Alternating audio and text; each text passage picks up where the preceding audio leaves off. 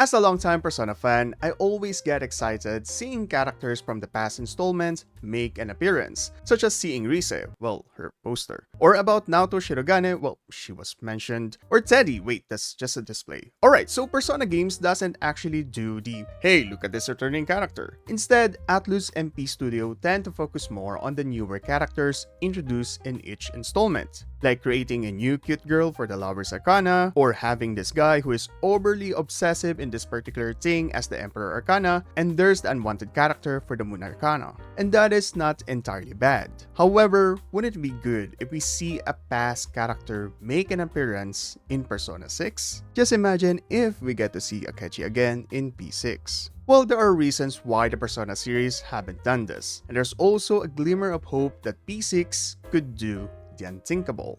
Will we ever see returning characters in Persona 6? Well, before that though, if you want to see Futaba again in Persona 6, then like this video and join Otaku Define for more Persona content.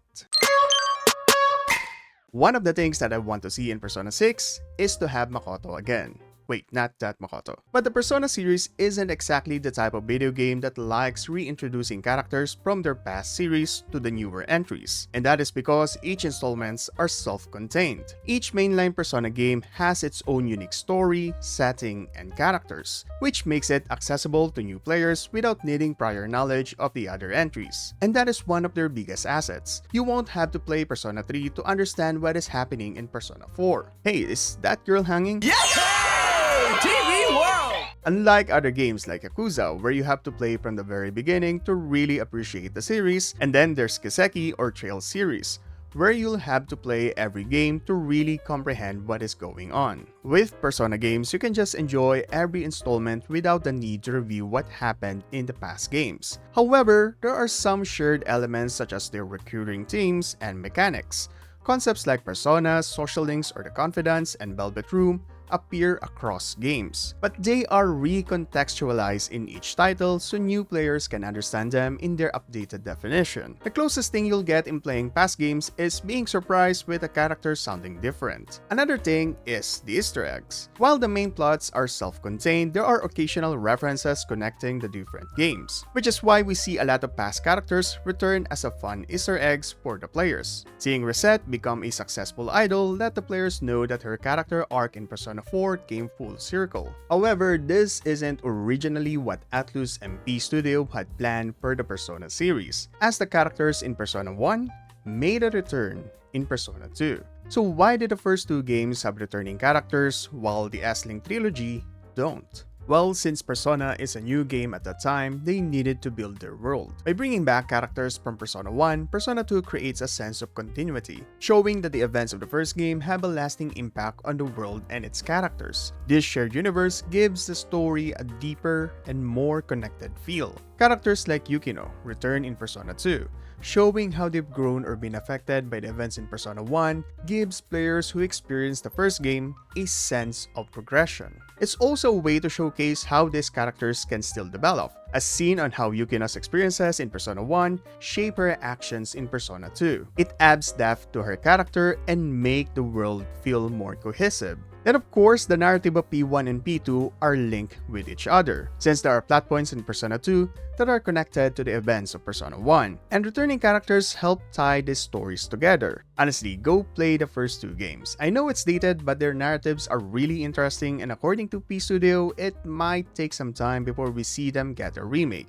So by the time of Persona 3, they stopped with this direction since they wanted to shake things up, especially since they are now finished with the world building of how Personas came to be. P-studio shifted their focus to tell a new theme, adding to the fact that Persona 3 is much different from P1 and P2's traditional JRPG approach. Persona 3 reinvented the series with a more distinct focus on life simulation mechanics, the social link system, and the passage of time and death.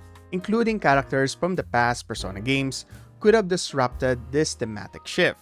Moreover, Persona games went in this direction to appeal to new players. The developers likely wanted to appeal to a broader, newer audience who might not have played the earlier Persona titles. By not including returning characters from Persona 2, the game allowed newcomers to enter the series without needing prior knowledge of earlier games. More importantly, this decision was made because back in 2006, Atlus nearly went bankrupt. And if it weren't for Persona 3's success, then we might not be talking about a series where a cat forces you to sleep. Atlus discovered that Persona 2 Eternal Punishment's sale reception did not go as intended. And one of the big reasons for that is because it was a sequel to Innocent Sin. Thus, they made the decision that from now on, every Persona game will be a standalone, meaning there won't be a need for returning characters, since each game is made to explore new themes, settings, and should be unburdened by the continuity of past entries. This decision worked so well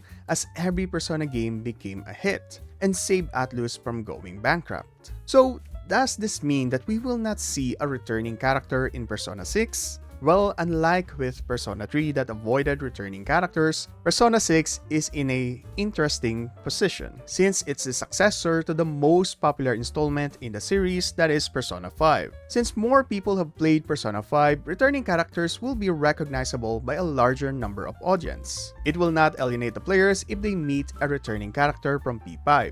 Then what about their sales? Won't it discourage newer players? Persona 6 is actually in a new point, one in which allowing recognizable characters to return would benefit them more than just having a brand new roster. If fans hear that they can play Kasumi again, then they will be excited to hear that. Or will they? There are problems with this direction. One is that a number of vocal fans are tired of the Phantom Thieves and are ready to move on. In fact, this complaint has been echoing in the fandom for so long that there are negative comments about Joker appearing in Persona 3 Reload's episode Aegis, which is strange considering Makoto is a bonus battle in Persona 5 Royal. Anyway, fans are ready to see new characters in Persona 6 and we don't really need another Phantom Thief since their roles and character arcs are completely finished. If returning characters appear in Persona 6, what kind of role would they even play? It won't be fair for Makoto to relearn about her definition of justice. It won't sit well if Yusuke is having another creative block for his art. And it won't be satisfying if you meet Futaba, then she suddenly turns into Bocchi. Adding to the fact that these characters showed their maturity and exhibited all of the things that they have learned in the spin-offs, especially in Persona 5 Strikers. This is why Persona 6 won't have returning characters from Persona 5. Since P6 will have a new theme created for the new characters with their own respective arcs. Thus, it is unlikely to see Akechi make an appearance in P6. But then, this doesn't actually close the possibility of seeing a character return in Persona 6. Sure, we have these problems if characters from Persona 5 made a return. But who said that we can only have P5 characters? There is another character that can return who hasn't fully completed their arcs. They also belong to an installment that is easily recognizable and most importantly, fans will be happy to see them. In fact, it is a set of characters that Atlus and P-studio can choose from, and they are the members of SEGA. First off, with the success of Persona 3 Reload, breaking the record for the fastest installment to reach 1 million copies sold, members of SEGA are characters that a casual fan can easily recognize. Thus, making any of them return in P6 won't alienate the players, nor will they feel pressure to play past installments because chances are, they have already finished Persona 3 Reload. Second is that unlike the Phantom Thieves who have fully embraced their character arcs, SEGA members are still continuing their journey, especially after the events of episode Aegis. This is also one of the main reasons why SEGA members returned in Persona 4 Arena,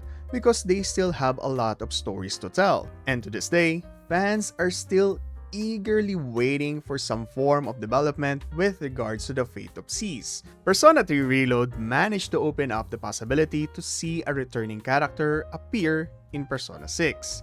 Be it a small cameo or as a minor character, it doesn't totally break Persona's formula in directing their story. But what about you guys? Do you want to see a returning character in P6? Which of them do you want to see the most? Maybe we can even play as them and with their starter persona. Speaking of which, another thing that Persona 6 can fix is the main character's starter persona. Don't you think it's time that we have initial personas like our Sen and Izanagi learn more skills? Well, I have a video here about that. Join Otaku Define for more Persona content.